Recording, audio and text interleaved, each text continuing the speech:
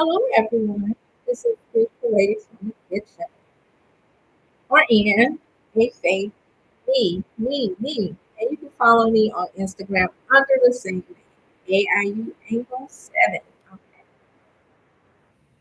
Now, today, my topic and my trajectory is changing up. I'm going to use this as a podcast, and I'm starting a new series. It's called Salute to My Future Blessed, My Blessed Future Husband.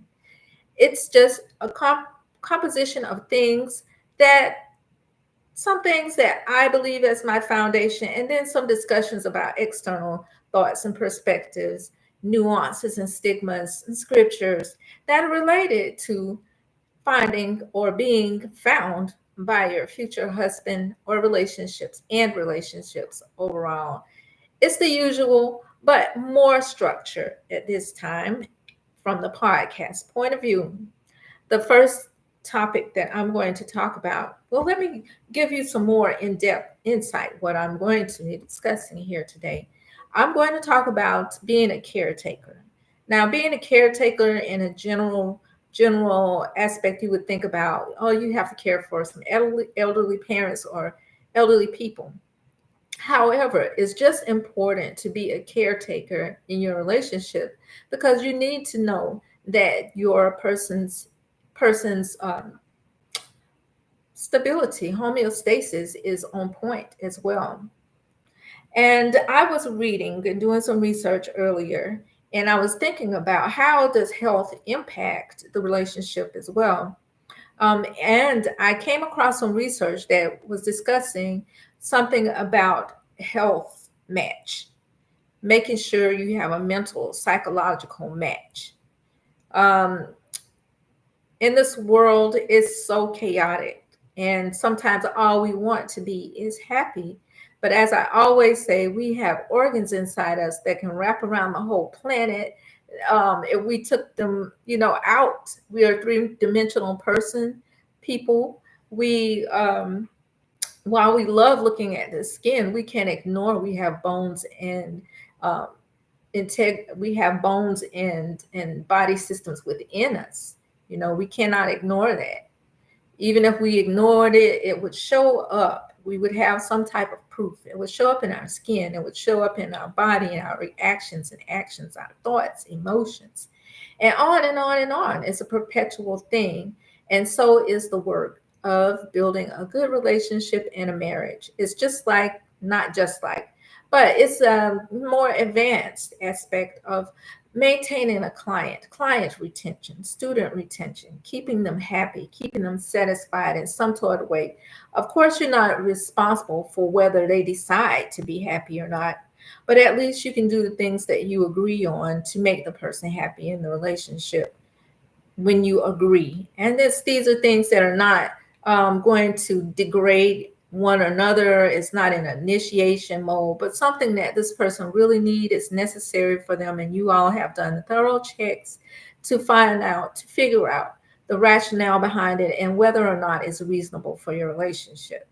So let's talk about the emotional, the physical, and mental aspects of a relationship, the person in your relationship. Look at your spouse as a person. Look at your future spouse as a person. Prepare yourself mentally to be stimulated, to engage in conversation, to talk without manipulating someone that you actually want to be in connection with and you want them to remain loyal to you. Decide when you all are going to connect on the path of being honest and loyal to each other and start practicing now. Being in an engagement is not just idle time to me. I think being in an engagement is advanced practice. It's like you met another tier, you passed all those certifications, and now it's almost time for the actual exam, the final exam to happen. So you're still in preparation. You're taking it seriously. You are focused.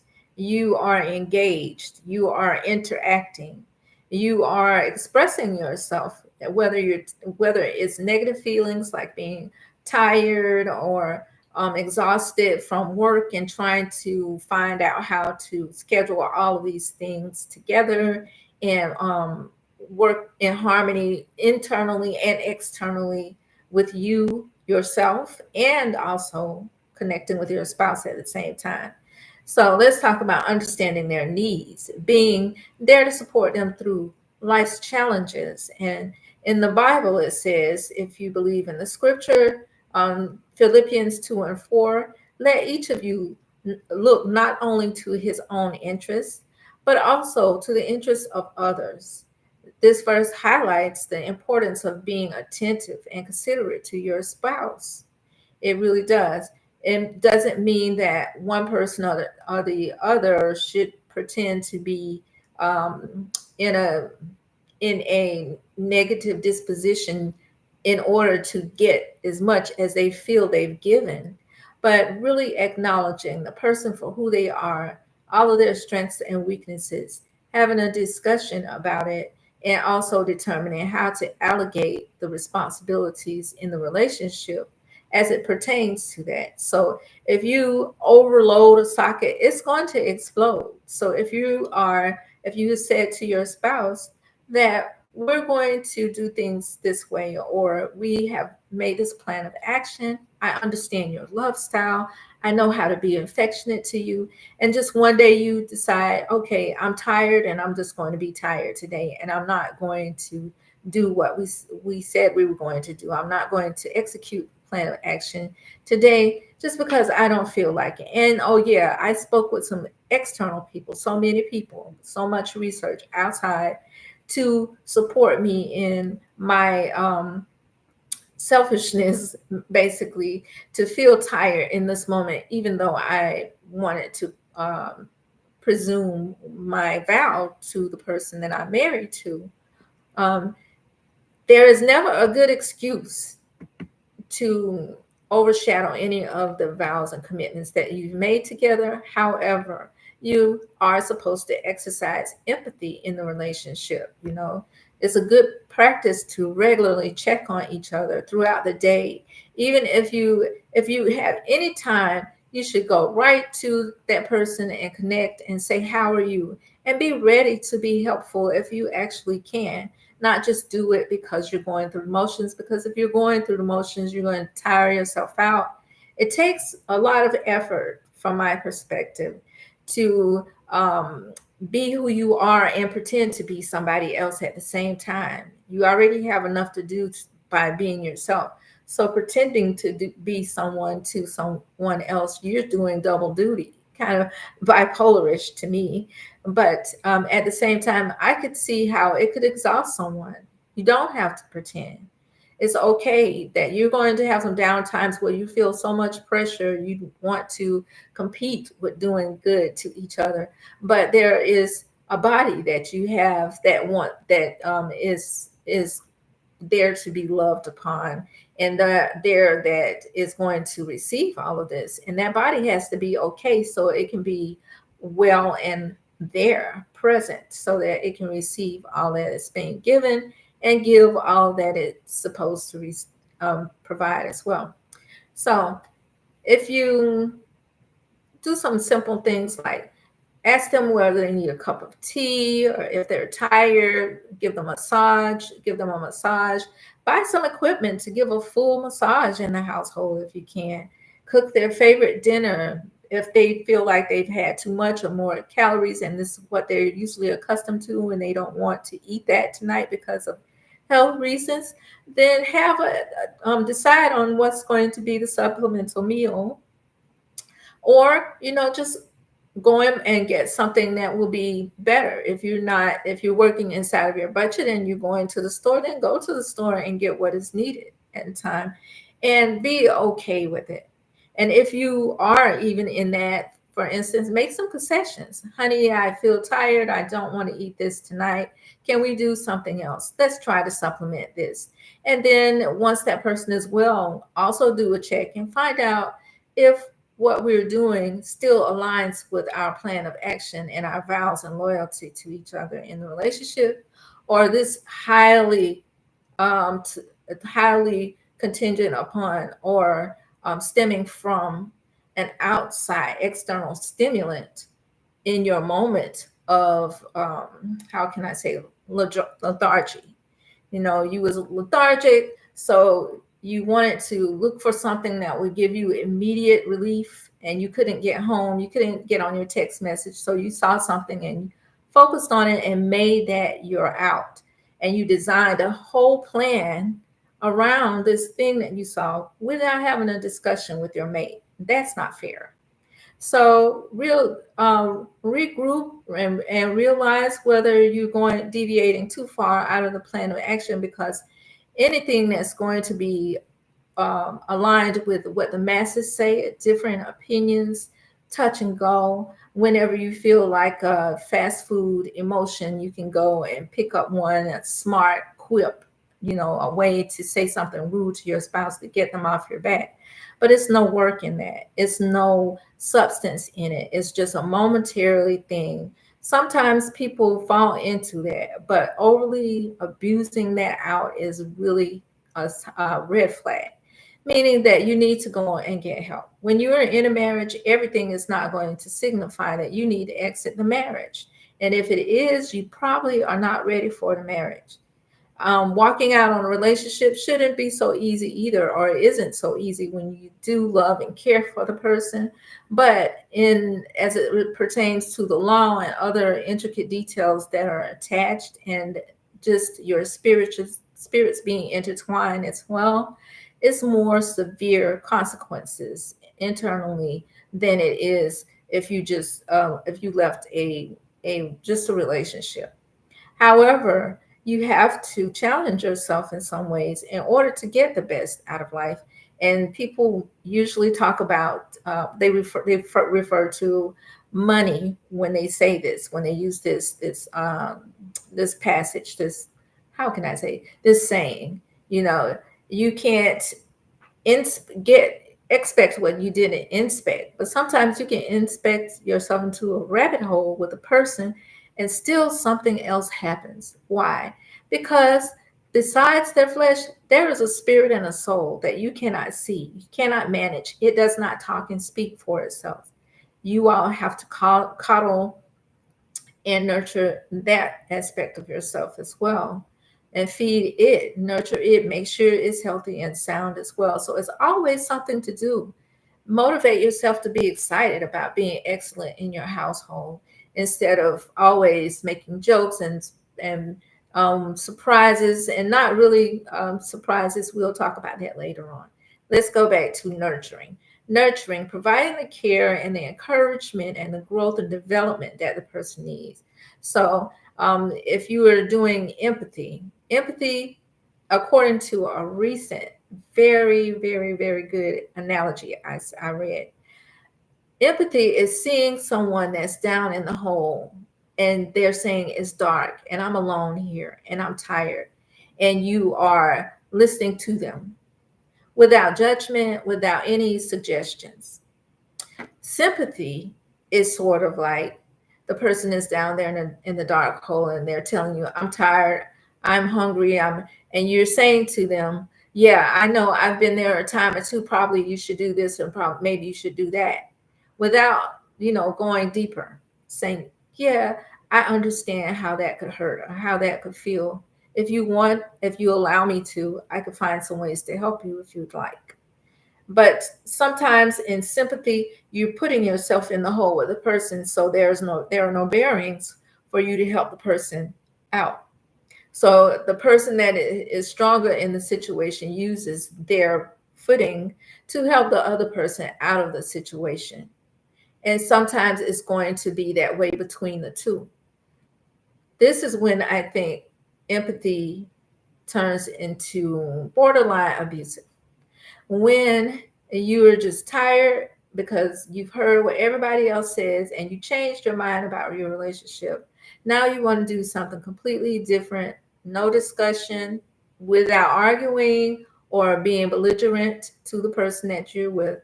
And all of the things that you say you don't want to do with your spouse, you go out and divvy it up amongst other people. And then when you do that, you come back home. You know this person does not have the same strengths and weaknesses and abilities that you have, but you challenge them to do what you do in the same capacity immediately without any discussion warning like we had, especially with you, to find out what your strengths and weaknesses are. And then you go ballistic on them because they can't be you when you know that that person is not you. But this is based on all of the rhetoric, the propaganda that you've heard outside of the relationship, and you bombard this person with it. That's borderline abusive because you're manipulating someone, and usually in those instances of gaslighting or manipulation, you are building a narrative that keeps you distant from some place where you had vowed that you would be together with someone, and they can't fix it because it's your decision and you're not discussing it with them or being fair and the communication and resolution in it, and you leave them just to be however they can be in the relationship, and they become an object to you instead of a person to you. Okay, so let's talk about nurturing, providing care and encouragement, and growth and development. If your person is doing something that's amazing, is helping the home, is something that is respectful to your relationship, or something like, or just this mini goal that you call, if it's minuscule to you, or it's a huge goal, whenever they do it, praise them. Say, that is awesome. You did a great job. I'm going to cook a great dinner for you tonight. Let's watch a movie. Give them a massage. Let's do something that's good for your visuals, or however you all decide to reward each other in that instance. And sometimes it don't have to be a over bearing or highly exaggerated um, reward or celebration, especially if it's not in your budget, and especially if it doesn't make sense to be too frivolous outside of your budget. But if it's something that you can afford and something that challenges you maybe a little bit, maybe the person likes a certain type of thing and it's reasonable, and you are really against it, and we decided, that's a concession for you, but then I'm going to reward you because this is great, and I want you to know that this is great and encourage you to continue. So the nurturing attitude of a person, spouses towards each other, usually make each other feel safe and valued. It doesn't mean you have to treat each other like a baby, but what do we call each other when we're in a relationship? Baby. It's something in us that connects each other to make you feel very fond of this person. So why not go in on that? It does. Men love how they love, and they are fond, and they show their fondness in different ways than women, and that's always going to be. So if you're questioning your masculinity because you're fond, well, let's look at the objects that you're fond of. You have no shame pouring into things that are objects, and women too, inanimate objects. If you have no shame in pouring into inanimate objects, why not do something different and make your home a better place in your household by pouring into this person as well? Um, we can celebrate, we can talk, and we have safe place to talk about what we want to improve, our goals, why we cannot improve, how we're going to improve, and what's our plan of action to get there, instead of going out and telling everybody and making indirect Facebook posts and Instagram, you just on a rampage or rant, and you being a tyrant, going off on a tangent on every social media platform you can actually go off on. And instead of you building the love and cultivating the good feelings inside, you built up this negative little monster minion thing. And you've designed a safe place, which is hidden under passwords, probably from your spouse. It's intangible and accessible. It's not fair. And if you're doing that, whatever you're consuming, that is what you're going to execute from. So if you're consuming your good feeling, your minion and mischief behaviors by doing things like that, all you can expect is whatever the consequences lie, wherever the consequences lie after doing this. Okay.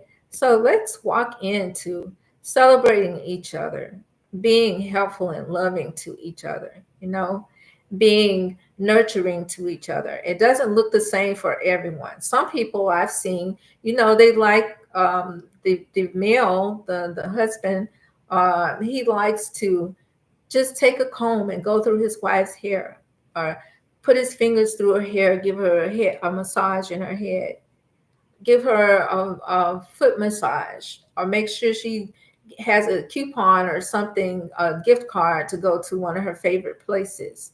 Order some perfume or oil that he or she likes.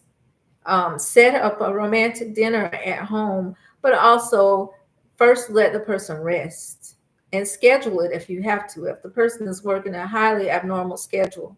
But then be welcoming, make your heart pliable so you'll welcome discussions, you'll welcome questions.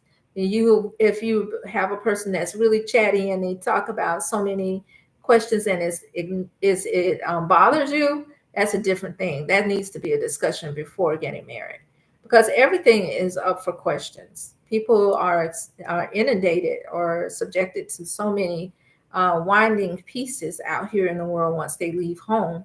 Who knows what you will allow to attach to you? All you have to do is open your mind, open your mouth, open your ears, open your hands to something else, and you have invited them inside of you. You're consuming that. You've made a visual, you've made a mental picture of it, you've made a reference point to it.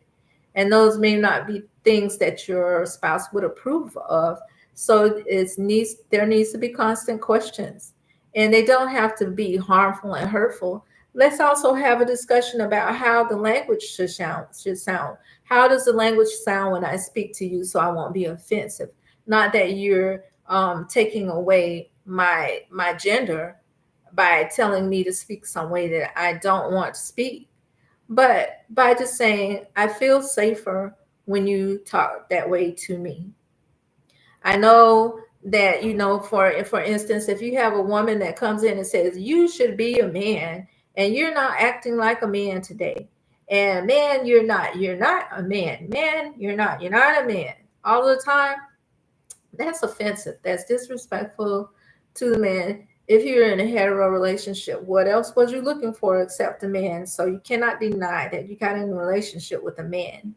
And let's do all of the checkpoints and references on yourself before, and see what our how our game plan played out for the week or for the month or for the time up leading up to this incident that happened, so we can make sure we do a process of elimination and get rid of all of the factors that may have impacted us at this time.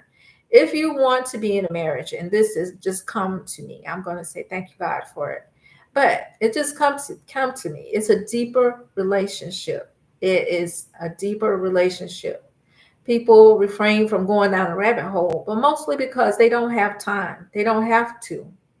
But in your relationship as a marriage, you have to. It's worth it.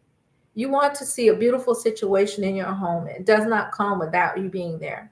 If you go to your job and it's a deeper situation, prepare yourself to go deeper, to go higher, to be in a substantial relationship in more ways than one. Um, Many people, this leads me to something that I'm talking about. It's very popular to do power coupling. I have money, you have money, I have clout, ha ha ha. They don't. And then the next thing they know, both of them and their money is separated, and they'll have money worries because they don't know how it's going to be divvied up. Money fixes so many things, it answers all things, but it does not satisfy all things. It does not take care of all things, and it does not obliterate any negative thing if that's not what it's being used for. So if it's power coupling is not a good marriage. If you are together as a power couple, you still have to do the work inside of your marriage so that you can have the best in life. And sometimes people believe, oh, we have money, so that's the biggest thing that is for divorces. That's the least of our worries, so we should be fine. However, that's the biggest reason for divorce. That's not the biggest reason why people should be married. So you should not be looking about what it is to divorce if you intend to marry someone. Maybe look at the strengths it's going to take in order for you to build a loving, happy marriage. And let's talk about things that make each other feel safe in their gender. If you are a female and you're a male, I mostly talk about hetero relationships because that's what I live and I favor. I love all people, but hetero relationships are my go tos in most of my talks because I do not know the affections the other way. And I'm not the one who gives people permission to do what they do.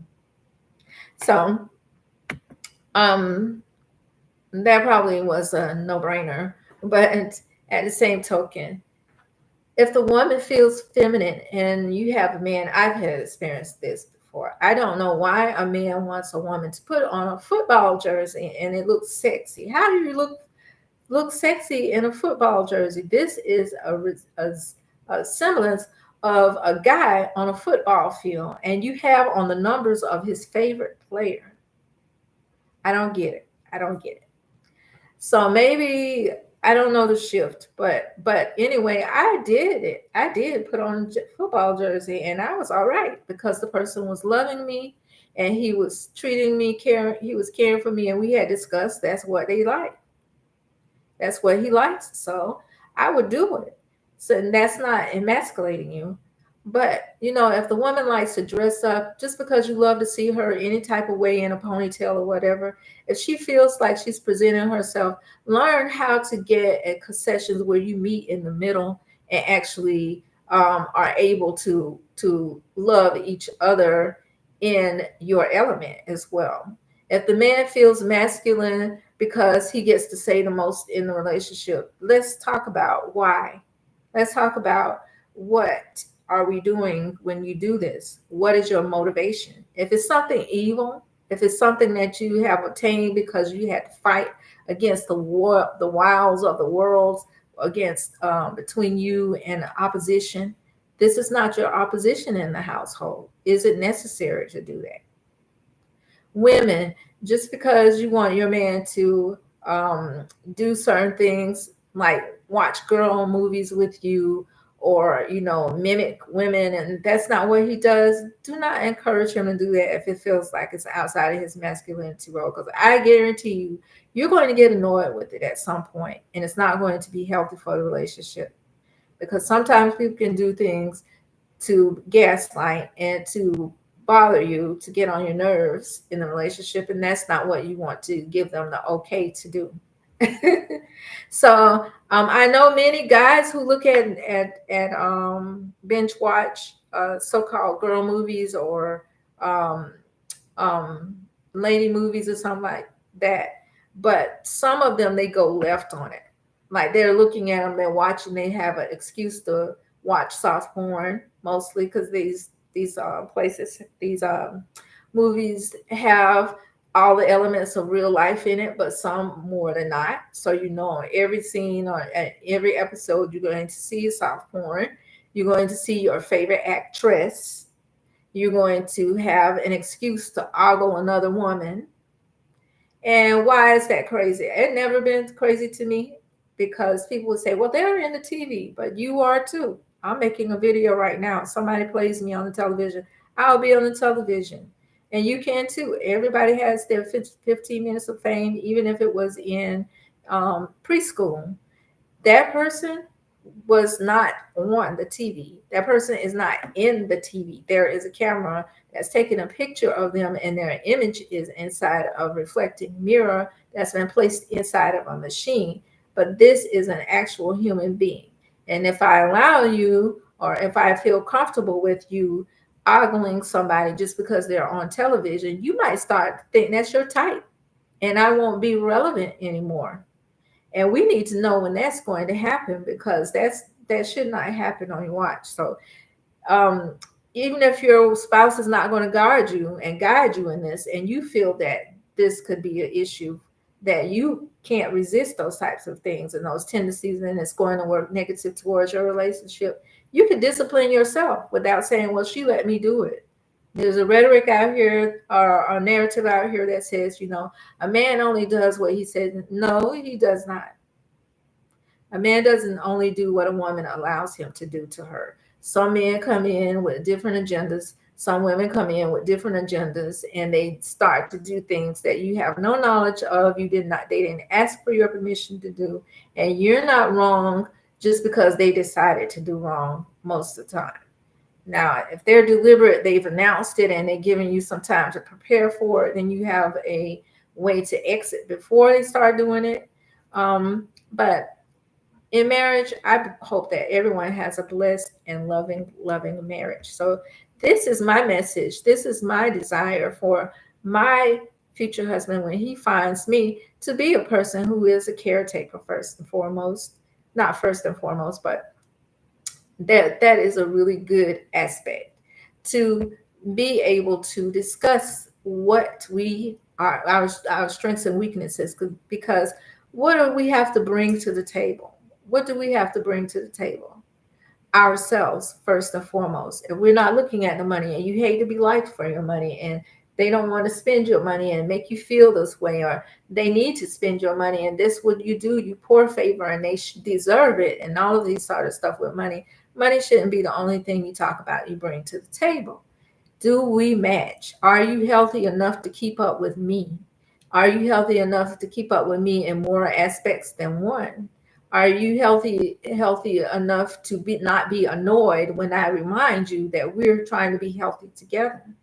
Are you do you mind when I talk? Does my voice, the sound of my voice, annoy you? Do I have so much money that you ignore everything else because we'll be fine? We don't have to do money fights, that sort of thing. Because if you pretend in any way, especially the foundational, the non-negotiables, they call it sometimes, but the standards and the morals that you follow in your relationship, morality that you follow in your for yourself, and is important to you as foundational cornerstones in your life, they may not be negotiable. And it's not worth playing with that, to pretend just for the sake of meeting some type of trend or era.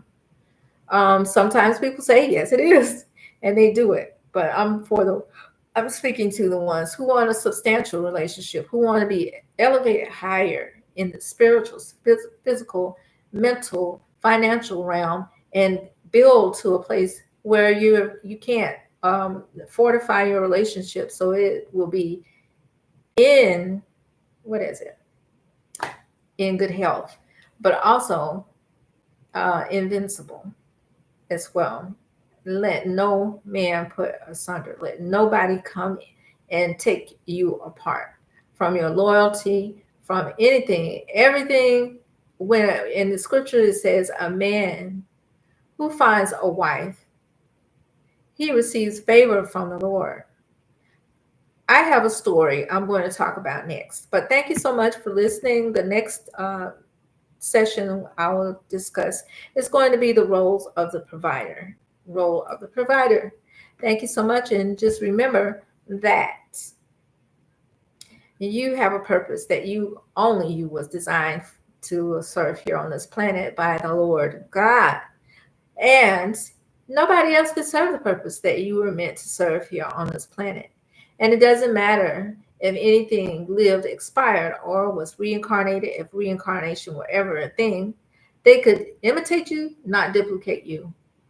And it doesn't matter, once again, if anything lived, expired, or was reincarnated. If reincarnation were ever a thing, they could never be you nor serve the purpose that you was meant to serve on this planet. So don't allow your self-confidence to be attacked today. Do what is righteous. Take accountability for your actions, and realize whether you placing or projecting on someone something that you can resolve for yourself. And if you are, you not, and you are who you are, and you may need more support than others, and you don't need as much support than others, don't judge nobody else for what they need. Be a part of the solution and not the problem as much as you can. So have a great day.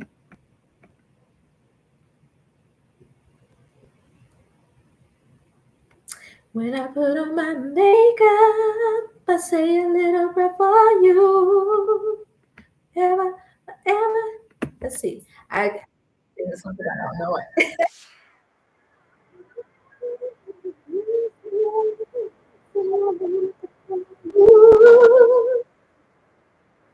And I just found out this song was sang song by Aretha Franklin. I thought that Dionne Warwick was the originator. So I'm not sure who it is. If you know, drop it in the chat. Like, click, and subscribe. Hope to see you back. Got some more together. This house must be heartbreaking you.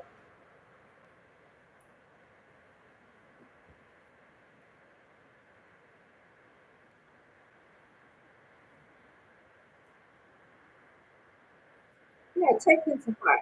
Aretha Franklin, forever and ever. What is it? Say a little prayer for you.